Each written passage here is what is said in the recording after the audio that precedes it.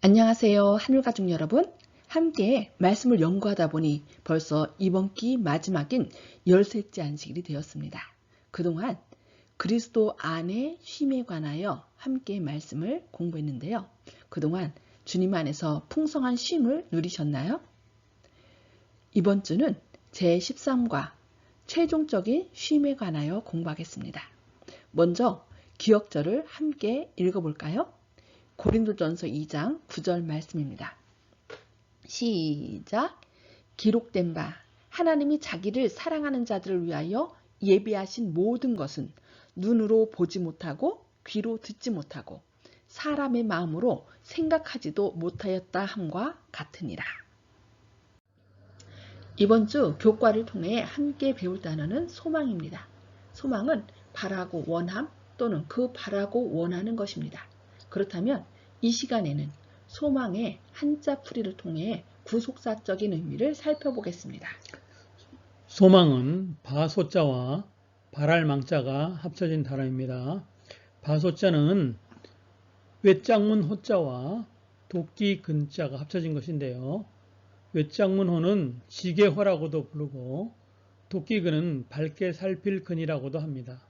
이것은 땔감을 얻기 위해 산에 나무하러 다닐 때 사용하는 지게와 도끼는 바늘과 실의 관계가 같다는 뜻도 있습니다. 그리고 적으로부터 가족을 지키거나 사냥에 사용하는 중요한 도구인 도끼를 문 안쪽에 두어 즉시 들고 나갈 수 있게 하였다는 뜻도 있습니다. 성서적으로는 두 손을 도끼날처럼 모아 기도하며 마음 문을 밝게 살펴서 사단이 틈타지 못하게 한다는 뜻도 있습니다. 바랄 망자는 망할 망자와 달월자, 임금왕자 셋이 합쳐졌습니다. 그래서 바랄 망자는 보름달을 가리키는데요. 보름달을 바라보며 돌아가신 분, 망자를 만나기를 왕같이 귀한 분을 만나는 것처럼 기다린다는 뜻도 있습니다.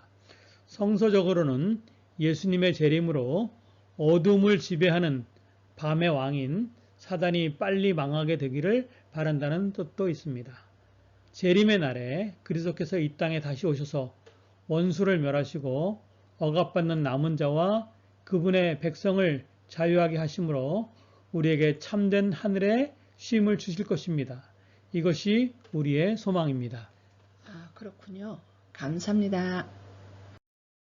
우리는 선과 악, 그리스도와 사탄 사이의 거대한 투쟁의 소용돌이 속에 살고 있는데 투쟁은 이중구조로 전개되는 중입니다. 하늘에서 처음 시작된 그리스도와 사탄 사이의 대쟁투는 지금도 지구를 포함한 우주와 그 너머에 이르는 광활한 영역에서 계속되고 있는데 싸움의 혼동 속에서 우리는 이 세상을 위한 하나님의 구원의 계획을 자칫 놓치게 됩니다. 전쟁, 정치적 혼란, 자연재해가 우리를 가공할 공포로 몰아넣곤 하지만 하나님께서는 우리가 어디로 어떻게 갈 것인지 큰 그림을 기억하고 따를 수 있도록 예언을 통해 인도하십니다. 싸움은 개인적인 차원에서도 일어나고 있는데 우리는 모두 매일의 삶 속에서 각자 신앙의 도전을 마주하고 있습니다. 예수님께서 재림하시기 전에 죽게 된다면 죽음을 피할 수 없다는 사실 역시 그 싸움의 일부입니다. 물론 최종적인 상황은 분명 다행스러울 것입니다. 하지만 그 전에 우리는 범세계적 차원의 불확실성과 우리 자신의 알 수 없는 미래라는 엄연한 현실을 마주하고 있습니다. 우리는 이번 주 교과를 통해 어떻게 예수님 안에서 쉼을 누릴 수 있는지 살펴볼 것입니다. 이번 교과의 학습 목표입니다. 첫째, 하나님을 신실히 믿는 모든 사람들에게 약속된 최종적인 쉼이 있음을 깨닫는 것입니다. 두 번째, 예수님 안에서 세상이 줄 수 없는 평안과 쉼을 누릴 수 있음에 감사하는 것입니다. 세 번째, 우리의 마음이 날마다 하나님의 약속을 향하도록 삶의 방향을 재정립하는 것입니다. 영광스러운 미래를 위한 쉼. 예수 그리스도의 계시라. 이는 하나님이 그에게 주사 반드시 속히 일어날 일들을 그 종들에게 보이시려고 그의 천사를 그 종 요한에게 보내어 알게 하신 것이라. 요한이 예수님에 대한 놀라운 계시를 받았을 때는 반모섬에 유배되어 채석장에서 막노동을 하며 고립된 상태였습니다.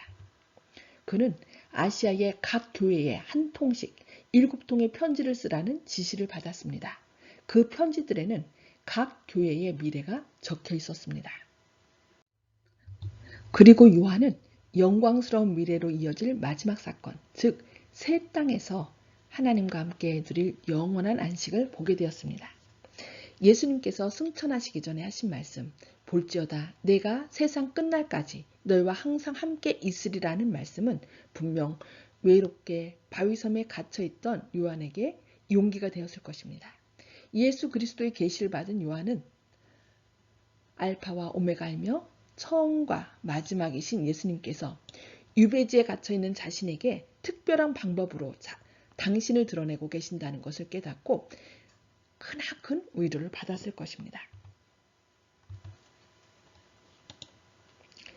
하나님이 미래를 아시고 우리 역사를 주관하시며 영원한 평화와 잘 사는 미래를 준비하신다는 것을 믿기 때문에 오늘날 우리는 쉼을 누릴 수 있습니다.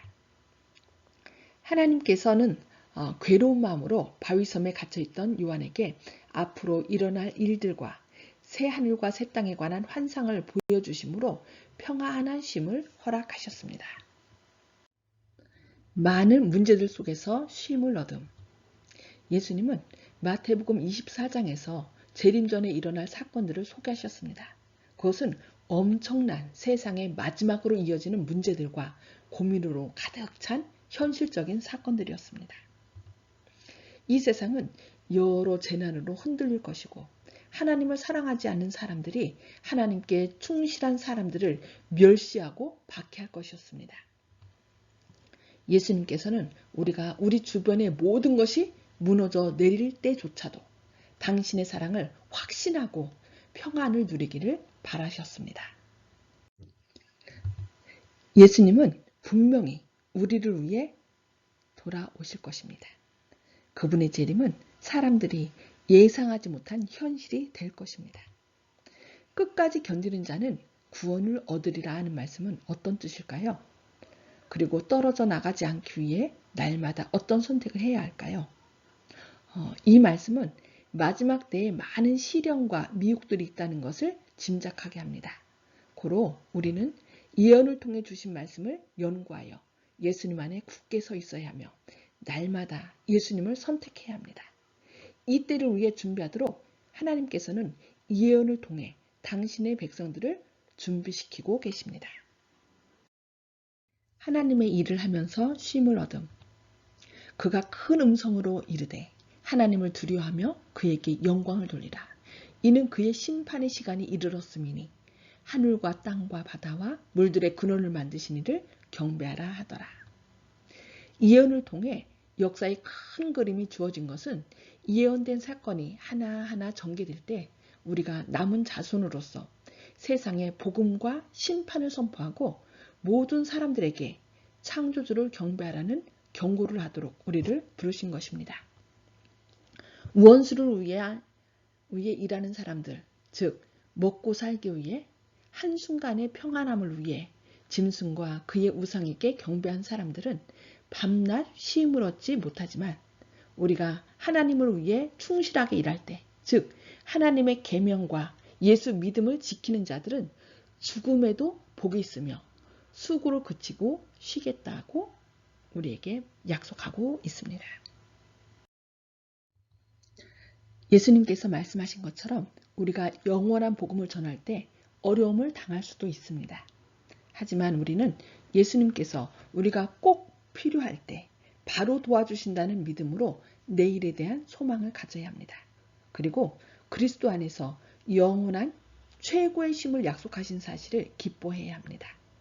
우리는 새 천사의 기별을 통해 오직 하나님 안에만 구원과 쉼이 있음을 증거하여 사람들이 불안한 세상에서 참된 쉼을 누릴 수 있도록 도웁시다. 소망을 가지고 쉼을 얻음. 형제들아, 자는 자들에 관하여는 너희가 알지 못함을 우리가 원하지 아니하노니 이는 소망 없는 다른 이와 같이 슬퍼하지 않게 하려 함이라. 죽은 사람들은 어떻게 될까요? 즉시 천국에 가서 하나님께서 약속하신 마지막 안식을 그들은 누리고 있을까요? 지난주에 여의도 순복음교회 조윤기 목사님께서 돌아가시는데요. 많은 기독교인들이 소천하셨다고 말했습니다. 과연 하늘로 가셨을까요? 근데 히브리서 11장에서는 믿음의 노독들, 아벨, 노아, 아브라함, 사라들을 언급하면서 이 사람들은 다 믿음을 따라 죽었으며 약속을 받지 못하였다고 13절에서 말씀합니다. 그렇다면 그들은 지금 어떻게 되었을까요? 예수님은 나사로가 죽었을 때에 그가 잠들었다. 내가 깨우러 가노라고 얘기하면서 죽음을 잠으로 묘사한 것을 볼 수 있습니다. 왜냐하면 아무것도 모르는 잠자는 상태, 그러나 다시 깨어날 수 있기에 잠으로 묘사한 것을 볼 수 있습니다. 의심할 필요 없이 죽음은 일종의 시임입니다. 이제부터 주 안에서 죽은 자들은 복이 있도다. 저희 수고를 그치고 쉬리로다. 하지만 이것은 영원한 안식이 아닙니다. 외국 묘지에는 RIP, Rest in Peace라는 여기 평화롭게 잠들다 라는 글귀가 많은 묘비에 새겨져 있답니다. 잠자는 믿는 사람들은 언젠가 주님께서 깨우실 것이라는 소망으로 무덤에서 쉬고 있는 것입니다. 최고의 쉼, 안식. 한 번도 가본 적이 없는 새로운 곳으로 여행을 간다고 생각해 보십시오. 그곳에 대해서 아는 것이 아무것도 없고 지도, GPS 또는 휴대전화도 없다면 편안한 여행이 되겠습니까? 아니면 그곳에 도착할 때까지 안절부절하며 여행하시겠습니까? 다행스럽게도 하나님은 우리에게 정확하고 알기 쉬운 지도와 어떻게 가는지를 알려주셨기에 우리는 그분이 준비한 목적지, 즉 영원히 하나님과 함께 사는 최고의 안식처에 도착할 수 있습니다. 주 안에서 항상 기뻐하라. 내가 다시 말하노니 기뻐하라. 그러므로 바울은 우리에게 이 소망을 주신 것을 기뻐하라고 말합니다. 우리가 오늘 어떤 시련을 겪고 있어도 하나님의 선하심과 사랑, 우리를 위한 십자가의 희생 안에서 산다면 우리는 그 안에서 기뻐하고 우리의 지친 영혼에 평안을 가져올 수 있습니다. 주 안에서 항상 기뻐하라. 내가 다시 말하노니 기뻐하라. 그러므로 바울은 우리에게 이 소망을 주신 것을 기뻐하라고 말합니다. 우리가 오늘 어떤 시련을 겪고 있어도 하나님의 선하심과 사랑, 우리를 위한 십자가의 희생 안에서 산다면 우리는 그 안에서 기뻐하고 우리의 지친 영혼에 평안을 가져올 수 있습니다. 더 깊은 연구를 위해 시대의 소망 632쪽 말씀입니다. 예수님은 구름을 타고 큰 영광으로 오십니다. 셀 수 없는 빛나는 천사들이 그분을 모실 것입니다. 그분은 죽은 자를 살리시며 살아있는 성도들을 영광에서 영광으로 변화시키실 것입니다. 예수님은 당신을 사랑하고 그 계명을 지킨 자들을 소중하게 여기시며 당신이 사는 곳으로 데려가실 것입니다. 예수님은 당신의 백성들을 잊지 않으셨고 그들에게 하신 약속도 잊지 않으셨습니다. 잃어버린 가족들이 다시 만날 것입니다. 우리의 사랑하던 죽은 사람들을 생각할 때 하나님의 나팔 소리가 울려 퍼지는 그 아침, 조금만 더 있으면 예수님께서 우리 눈에서 모든 눈물을 닦아주실 그날을 상상할 수 있습니다. 조금 더 있으면 우리를 그 영광 앞에 흠이 없이 기쁨으로 서게 하실 것입니다. 이번 교과의 요약과 결론입니다. 외딴 섬에서 낙심하고 있던 사랑하는 제자 요한에게 앞으로 일어날 일들에 대한 계시를 보여주심으로 마음에 소망을 주신 예수님께서는 우리에게도 같은 방법으로 소망을 주십니다. 우리에게 주어진 말씀을 분명히 믿는다면 온 세상에 우리가 가진 소망의 이유를 전하며 예수님 안에서 참된 쉼을 누릴 수 있습니다. 이 일을 위해 함께 기도하며 전하여 최종적인 쉼을 누리시는 한울 가족 되시기를 바라며 교과 공부를 마치겠습니다. 끝까지 경청해 주셔서 감사합니다.